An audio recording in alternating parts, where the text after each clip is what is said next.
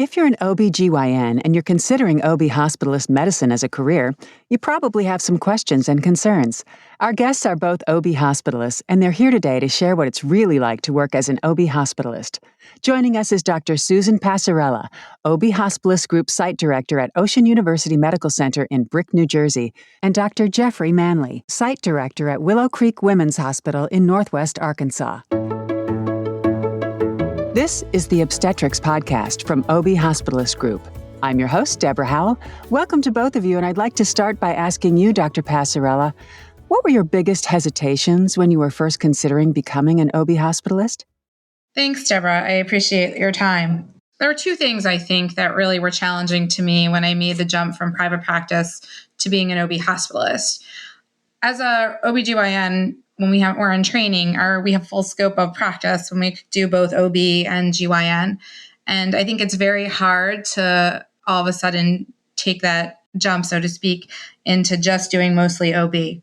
We train in both obstetrically and gynecologically with both surgeries, and it's very challenging, I think, to leave that. You go through your training to really have encompass that full course of the whole patient's life and that continuity of care. You give that up. And I think that was one of the more challenging things, to give up that continuity of care. I thought I would be taking care of those patients for their entire lives. The other thing is GYN surgery, I think, is one of the more challenging things that physicians are concerned with when they become an OB hospitalist. We do a good amount of GYN surgery, but it's not anything compared to what you do when you're in private practice. And I think the concern is that people will lose those skill sets that we worked so hard to gain. Dr. Manley, do you have any other thoughts on that? You said the two things that were on my mind when I became a hospitalist. I was in practice for about 12 years and then decided to try the hospitalist job out, and just to see. We were moving locations and I didn't know if I wanted to build another practice. And that was one thing I went back and forth with a lot. I did hospitalist work before, just part-time. So I kind of knew what I was getting into, but losing that continuity of care and really knowing your patients, I do miss that part of it, but it all balances out when you're not on call, right? So I think there's some things that I really do miss. I had a pretty robust robotic surgery practice, and so I don't get to do that anymore. So those are the two things that I really miss, but again, balancing out with quality of life. And I obviously love delivered babies, so it's not something that I'm lacking in terms of satisfaction, that's for sure. Sure. And then Dr. Passarella, on the good side, what do you consider the best part of being an OB hospitalist? I think the best part of being an OB hospitalist, especially in a place where you've been for a while and established yourself, you really become part of the fabric of that hospital. And whether it be, on labor and delivery with the nursing staff, the medicine hospitalists, the emergency room doctors, you really become part of this big team. I often joke that when I'm on call, I refer to the hospital as my home sometimes because I do spend a lot of time there. We do 24-hour shifts. And again, you're there our day and night, and you get to know the nursing staff and the physician staff that is there very well. So they become part of your family. And over time, that as your program is there for a long period, you build pretty good trust with that staff. So I think that's one of the things I really enjoy.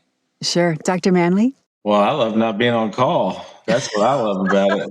That's clear. Joking aside, but yeah, it is nice. We spend a lot of time in the hospital, and I've always enjoyed the hospital setting. To be honest with you, I'm not really, clinic is just not my thing. It was fine, but it's part of the process and part of the deal, right? But now I'm not having clinic, and I just love being in the hospital. I love being able to be at the bedside within a minute or two. And I thought that I might lose some patient rapport or being able to, as you come in a hospitalist, they don't know you.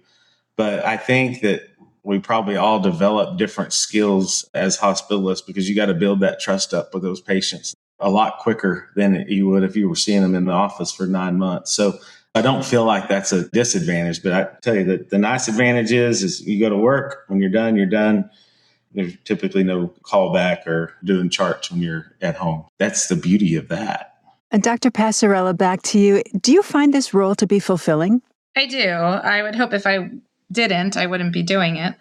I know OBHG focuses a lot on life saves and near misses and the difference we really make in patient safety and care. It's interesting as you do this longer and longer, they become everyday occurrences where you tend to take them for granted sometimes, even though we are really making a big difference. The things that are the most rewarding to me sometimes are those personal interactions with those patients. Like Dr. Manley was saying, a lot of times people will come in, fully dilated, ready to have their baby, and they've not met you before. And you really have to establish that rapport very quickly in order to gain their trust to deliver their baby. It's one of the more intimate experiences for, a family to have. And again, to show up where you don't necessarily know someone is a challenge sometimes. I think it's really the way things are going in our world now because medicine has really changed. But I think it's, again, if you can do a great job of that, the patients are so grateful. And again, afterwards, and when the moment is over, I think they realize the difference that we do make by being there for 24 hours a day to really help them whenever they need it. That does sound fulfilling. How about you, Dr. Manley? Same thing. I think that I was a little worried about it going full time just because I didn't know how much I would miss the other things. But it's extremely rewarding. I tell you, being able to be at the bedside within a moment's notice, being there with the patients, and the patients feel that comfort level of having a doctor, maybe not their doctor, but a doctor right there with them the entire time are readily available. So not sitting at home or somebody that's just in the hospital. So I think it gives the patient some comfort level too. Certainly gives me comfort level knowing that I'm there and I don't have to drive in or something when something goes wrong. So it's extremely rewarding. Dr. Passarella, what does your relationship look like with patients in this setting versus your private practice? Is there continuity of care there? We touched on that earlier. Continuity of care is different in the OB hospitalist world. When you're in private practice, you see your patients from the time they're teenagers to as they have their children and they go into menopause and that whole spectrum. When you get to know them and their families very well. As an OB hospitalist, you really have no history with them until, again, as we were talking earlier, when they hit the door and again, in an emergency situation, you're really there to take care of them. The continuity I tend to find in the OB hospitalist world is different. I've been at our program for over about 5 years, and I will have patients sometimes that will request me for a C-section, and I may have taken care of them during their first pregnancy, and they had an emergency, and I was helping at that point in time. Often there'll be the nursing staff or the physician staff in the hospital will have their babies at the place where they work. And again, we'll take care of those patients and we know them from just having those collegial relationships. Again, different continuity. Initially, when we went into medicine a long time ago, we had these expectations that you were going to take care of everyone forever. I think the world in medicine has really just changed to improve the quality of life for the physicians as well as, give the patients the best safety and care. Okay. And I mean no offense with this next question whatsoever, but I do need to ask it for those who are listening. Does working as an OB hospitalist feel like scut work to either of you, Dr. Manley? Oh, I don't think so. We provide a really crucial role in what goes on in the hospital. And so for us to be there taking care of the things that really need to be taken care of when a physician's not on call or they're at home or it's not scut work at all. It's part of the whole spectrum of what we do as a health system itself. So I think, if anything, it's improved the quality of care we give on labor and delivery units. The things that we do have to be done one way or the other, and it's all for the betterment of the patient. I agree with Dr. Manley. My theory on our OB hospitalist job is it's all in your perspective of how you look at your day. When I was in private practice and we had a consult in the ER on the floor, it was rather frustrating and annoying because you were supposed to be in the office doing deliveries and you were pulled in so many different directions. As an OB hospitalist, you're in the hospital for 24 hours and whatever rolls through the door or whatever phone calls you get, those are your responsibilities, again, to take care of those patients and provide them the best and the safest care. Again, if you just change your mindset, it really makes it not so much scout work and it's just your job. And speaking of your job, do you feel like you've lost your GYN surgery skills as an OB hospitalist? I don't. I know I definitely do a lot less if you look at the numbers of GYN cases. However, I think the things we do deal with, whether they be ruptured ovarian cysts, ectopic pregnancies that may be ruptured, ovarian torsions, patients that come in the process of miscarrying and need an emergent DNC, often those patients are very unstable. And you have to really act quickly in order to provide them the best and the safest care and get them to the operating room and get done what needs to get done. So I think it's actually improved my skill again, because we have to be very quick in how we treat those patients. You can't put them off. And again, a lot of times there's bellies full of blood and you have to know what you're doing. I always say I'm very grateful for the training I had in my GYN experience as a resident because it really made me a great surgeon and I feel comfortable and confident in who I am. The other way I look at it too is that C-sections to me sometimes are some of the more challenging operations that we can do. Sometimes a patient can have had one prior C-section and you can get in there and everything is a disaster. And sometimes those repeat C-sections, times 3 or 4, can be completely fine. Again, you never really know what you're going to find, so you have to be prepared to handle any of that. Wow, yeah. And Dr. Manley, how about your surgery skills?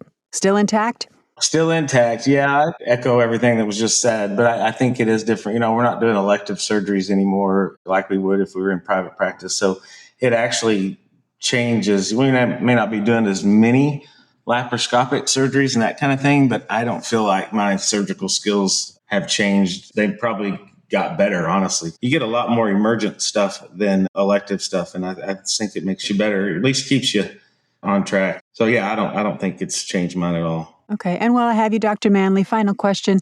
Do you take work home with you or are you able to leave work at work? For the most part, I leave work at work. I am the site director now, so that changes a little bit. So there's some times when I'm home, I'm having to deal with some scheduling things or just some things in terms of the program itself. But in terms of having to take work home, no, not patient care. Not like before when in private practice, I might get home and still need to do 15 charts. Or, for example, in 2020, I went on vacation and every morning from St. Lucia, I was logging into charts and talking to my nurses. So I don't have to do that anymore at all. So no, I'm good at just leaving it there. And Dr. Passarella, how about you?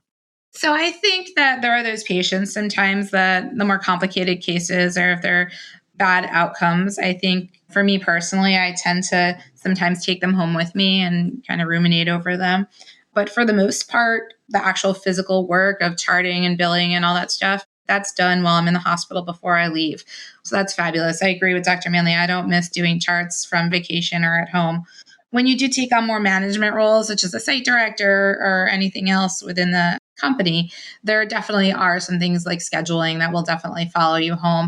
And we're trying to work to make it more efficient so it doesn't cut into so much of our time at home and we can kind of focus on our family and our home life. Got it.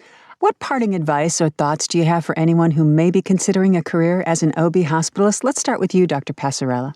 So to me, that was one of the harder decisions. Again, as I said earlier, we go through our training and residency to do that full encompassing OBGYN specialty. And to focus on half of it was a hard concept for me. But once I did it, I actually went out to one of the OB Hospitalist Society meetings. I really found I enjoyed improving patient safety and giving quality care to the patients and really elevating that standard of care at the hospital. And once I kind of got that insight and saw the difference that we made, I really started to enjoy it. Like Dr. Manley said too, I do love my quality time with my family and my friends. I think work is really a balance. This to me was the perfect fit for me. It allowed me to spend quality time with my patients when I was in the hospital and give them 110% of my attention. However, it also gave me that same balance at home with my family and friends and for myself. I completely agree. It was a tough decision for me, even though I'd done hospitalist medicine for a few years part-time, but it was still tough. It's not for everybody. Working 24 hours a shift, 24 hours at a time, sometimes you get home and you're pretty exhausted. So it's not for everybody, but it creates some opportunity, I think, for us as physicians to have that balance in our personal lives. That really is why I decided to do that, just because I practice long enough and you work 70, 80 hours a week and it wears on you after time. So it's a tough decision. It's not for everybody, but it fits for what I need it to fit for. And I don't ever see myself going back to private practice. Well, we've come to the end of our conversation today. Dr. Manley and Dr. Passarella, thanks so much for the good work you do and for your time today. We really do appreciate it. That was Dr. Jeffrey Manley, OB hospitalist at Northwest Medical Center in Bentonville, Arkansas, and Dr. Susan Passarella, OB Hospitalist Group Site Director at Ocean University Medical Center in Brick, New Jersey. For more information about OB hospitalist medicine as a career choice and to explore careers with OBHG, go to www.obhg.com. And if you found this podcast to be helpful, please share it on your social channels and make sure to check out the entire podcast library for topics of interest to you. I'm your host, Deborah Howell. Thanks for checking out this episode of the Obstetrics Podcast from OB Hospitalist Group, and have yourself a terrific day.